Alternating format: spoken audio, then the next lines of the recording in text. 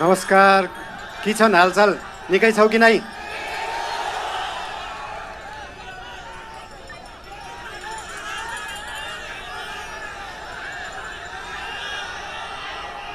बेली छकालै एउटा सुइना देखेको थिएँ। सुदूरपश्चिम बनेको, देश बनेको, त्यो सपना पुरा गर्ने हो र त्यो पुरा गर्ने पार्टी राष्ट्रिय स्वतन्त्र पार्टी हो। बोहराजी बुझेछौ कि नै?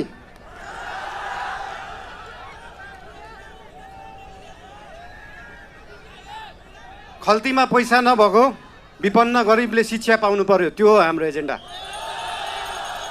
खल्तीमा पैसा नभएको विपन्न गरिबले स्वास्थ्य उपचार पाउनु पर्यो, त्यो हो हाम्रो एजेन्डा। 2 वर्षमा बन्ने बाटो 20 वर्षमा पनि बन्दैन, 1.5 वर्षमा बन्नु पर्यो, त्यो हो हाम्रो एजेन्डा। रुखमा बाँधेर हुन्छ कि बाटोमा सुताएर हुन्छ कि खोरमा जाकेर हुन्छ, बाटो बन्नु पर्यो।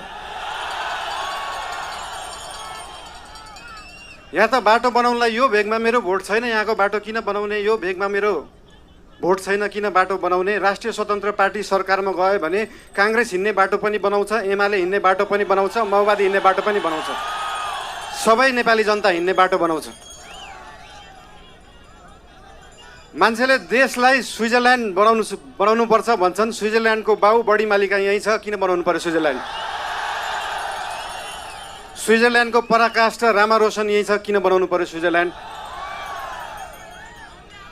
खप्तड नेसनल पार्क यहीँ छ, किन बनाउनु पर्यो स्विजरल्यान्ड? हामी नेपालीहरू माल भएको चाल नपाएको मान्छेहरू पर्यौँ। भएको चिज देखाउनै सकेका छैन, सुदूरपश्चिमलाई जोड्नै सकेका छैन। सुदूरपश्चिम त्यो दिन जोडिन्छ जुन दिन सुदूरपश्चिममा एकदम धेरै कलाकारहरू हुँदो रहेछ। 8 लाख सब्सक्राइबर भएको, 1 मिलियन सब्सक्राइबर भएको, तर त्यो गीत काठमाडौँको चोकचोकमा बज्दैन।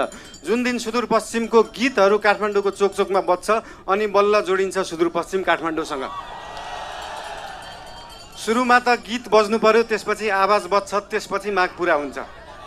सुन्दा सानो जस्तो लाग्छ, तर त्यो हो राष्ट्रिय स्वतन्त्र पार्टीको एजेन्डा।